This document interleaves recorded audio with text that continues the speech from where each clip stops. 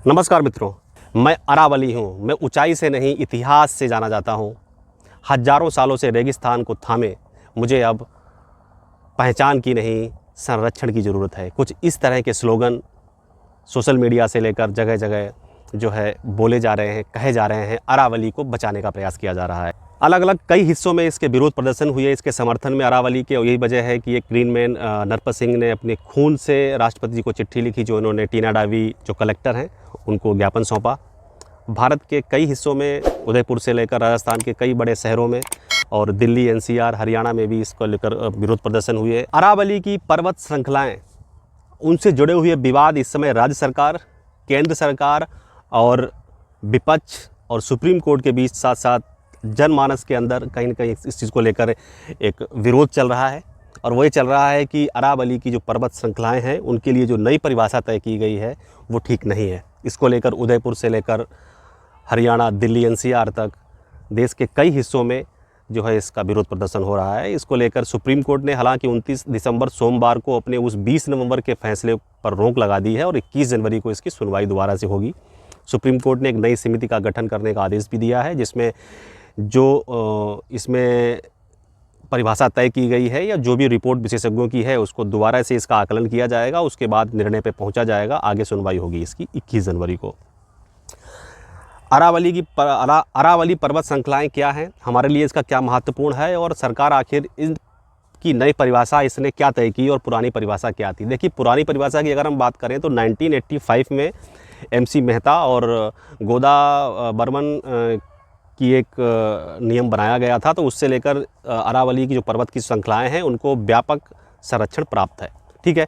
लेकिन केंद्र सरकार चाहती थी कि इसमें कुछ बदलाव किया जाए, इसीलिए उन्होंने एक समिति का गठन किया और उसने सुप्रीम कोर्ट में अपनी सिफारिश रखी। वो सिफारिश ये थी कि 100 मीटर की जो अरावली की चोटियां हैं उससे नीचे वाली जितनी चोटियां हैं 100 मीटर से नीचे, वो अरावली की जो है पर्वत श्रृंखलाओं में उनको नहीं गिना जाएगा, उनका खनन किया जा सकता है। इसी को लेकर विवाद था। 100 मीटर या उससे ऊपर की जो चोटियाँ हैं या जो भी पर्वत श्रृंखलाएँ हैं उनको अरावली में गिना जाएगा। अरावली जो लगभग 692 किलोमीटर में फैला हुआ है, इसमें 550 किलोमीटर यानी कि 80% जो हिस्सा है वो राजस्थान में आता है। गुजरात से होकर राजस्थान, हरियाणा और दिल्ली तक फैला हुआ है। दिल्ली की रायसीना हिल, जहाँ पे राष्ट्रपति भवन है, चाहे फिर पंडित जवाहरलाल नेहरू यूनिवर्सिटी हो, वो रायसीना हिल पर ही बना हुआ है।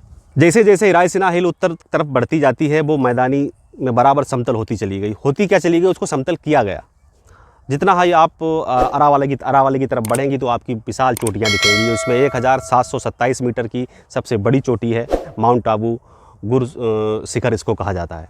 राजस्थान की जो अरावली की चोटियाँ हैं उसमें 90% जो अरावली की चोटी है वो 100 मीटर से नीचे की है। यानी कि यह व्याख्या जो केंद्र सरकार ने नई लागू की है, सुप्रीम कोर्ट ने जिसको 20 दिसंबर में लागू किया था, वो अगर लागू हो जाती है तो 90% से ज़्यादा अरावली की जो चोटियां हैं वो समाप्त हो जाएंगी, क्योंकि उनके पट्टे होंगे, उनमें खनन होगा, वहाँ पे विकास होगा, शहरीकरण होगा। और इसी बात का डर था, इसीलिए इसका जो है विरोध प्रदर्शन हो रहा है। हालांकि सरकार का कहना है कि मिसगाइड किया जा रहा है, अफवाहें फैलाई जा रही हैं, ऐसा कुछ नहीं है। इसको कहीं ना कहीं संरक्षण करने के लिए हमने ये नियम लगाए हैं, जिससे कि कम से कम 100 मीटर या उससे ऊँचे की जो भी चोटियाँ हैं वो अरावली की चोटी मानी जाएंगी और उसमें अरावली की पर्वत श्रृंखलाओं को किसी प्रकार का कोई खतरा नहीं होगा, कोई इसी तरीके का कोई भी अवैध खनन नहीं होगा। अरावली सिर्फ एक पर्वत श्रृंखलाएँ नहीं है, वही अरावली की चोटी पर केसरिया झंडा फहर गया। वही अरावली की चोटी है जहाँ पर महाराणा प्रताप ने अपना जो है यहाँ पर रहे थे मुग़लों से, जब उनका युद्ध हुआ था। यहीं से रहकर उन्होंने जो है छापामार युद्ध किया था और जो है मुग़लों को नाको चने चबाए थे। ये कहीं न कहीं उनकी शरण स्थली भी रही है। अरावली की चोटियाँ जो हैं कहीं न कहीं उत्तर भारत, दिल्ली, एनसीआर, हरियाणा को रेगिस्तान बनने से तो बचाती हैं, साथ साथ रेगिस्तान से आने वाली गर्म हवाएं, तूफ़ान, जो बालुओं के डस्ट के भरे हुए तूफ़ान हैं उनको आने से रोकती है। तो कहीं न कहीं वायु प्रदूषण, वैसे भी हालात बद से बदतर हैं, लेकिन उसको रोकती है। साथ साथ जो हरियाली है, बरसात होती है, वो पानी सारा जो कहीं न कहीं ज़मीन में जाके जो है भूजल रिचार्ज करता है।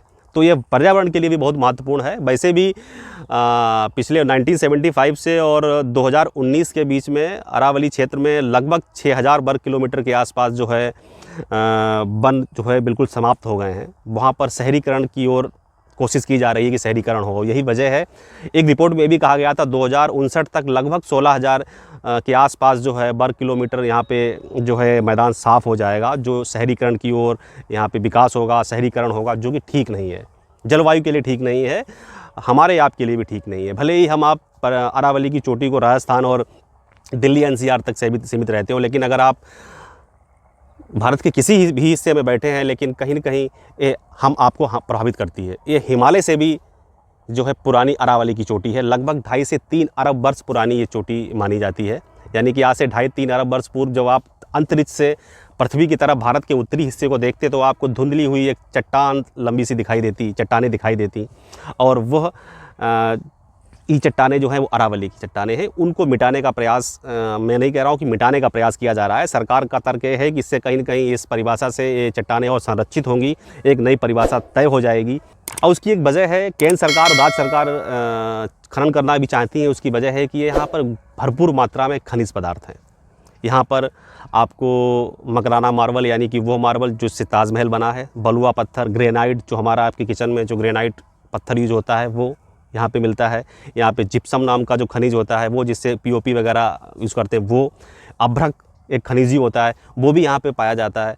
उसके साथ साथ बहुत तरीके के पत्थर यहाँ पे पाए जाते हैं। यहाँ पर सीसा पाया जाता है और यहाँ पर चांदी और तांबा, जस्ता वगैरह भी जो है पाया जाता है। भरपूर मात्रा में खनिज है। यही वजह है अरावली की चोटियों पर सबकी नज़र है और भारत सरकार चाहती है कि इसमें कुछ हिस्से को एक परिभाषा तय करके इसको जो है कहीं न कहीं देश के विकास में लगाया जाए। आज के युग में वैसे भारत दुनिया का एक ऐसा देश है जहाँ पे शायद अन्य देशों के मुकाबले खनन जो है इतना नहीं होता है। अन्य देशों में कई % ज़्यादा खनन होता है, भारत में इतना खनन नहीं है। लेकिन खनन अगर भारत में नहीं है तो ये अच्छी बात है, क्योंकि हमारे देश में वैसे भी जनसंख्या बहुत तेज़ी से बढ़ रही है।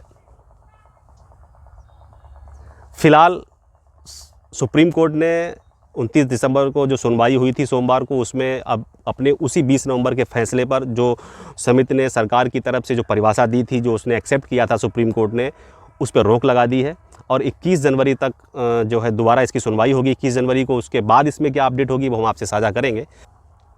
अरावली की चोटियाँ हम आप सबके लिए बहुत ही महत्वपूर्ण हैं, लेकिन इसमें कहीं न कहीं विशेषज्ञ, पर्यावरणविद और भी बहुत सारे सामाजिक संगठनों ने इसका विरोध किया था। उनका ये कहना था कि अगर ये अरावली की चोटियाँ कट जाती हैं, इन पे खनन शुरू होता है, केंद्र सरकार के ये नियम लागू हो जाता है, परिभाषा लागू हो जाती है, तो केंद्र सरकार के हाथ पाले में गेंद आ जाएगी और फिर वो तय कर पाएगी कि आखिर ये वन की ज़मीन को इस तरह कानून में कन्वर्ट कर दिया जाएगा कि भाई ये ज़मीन है, इसको वन में कर दो। और आप जानते हो हमारे देश में संसद में हो या सुप्रीम कोर्ट में जैसे तैसे करके जो है सिफारिशें लागू तो करा दी जाती हैं, लेकिन उसके बाद में उनको सही तरीके से ज़मीन पर लागू नहीं किया जाता, क्योंकि भ्रष्टाचार जिस हिसाब से हमारे देश में है उसमें कहीं न कहीं इसका शिकार अरावली की चोटियाँ भी हो सकती हैं। तो इसीलिए भले ही विकास थोड़ा धीरे हो, किसी दूसरा ऑप्शन, दूसरा तरीका अपनाया जाए, लेकिन अरावली की चोटियों को संरक्षित किया जाए, सही तरीके से इसकी परिभाषा को तय किया जाए। आपको हमारी जानकारी, ये वीडियो कैसा लगा ज़रूर कमेंट में बताइएगा। मिलते हैं अगले वीडियो में, तब तक के लिए धन्यवाद। जय हिंद, वंदे मातरम।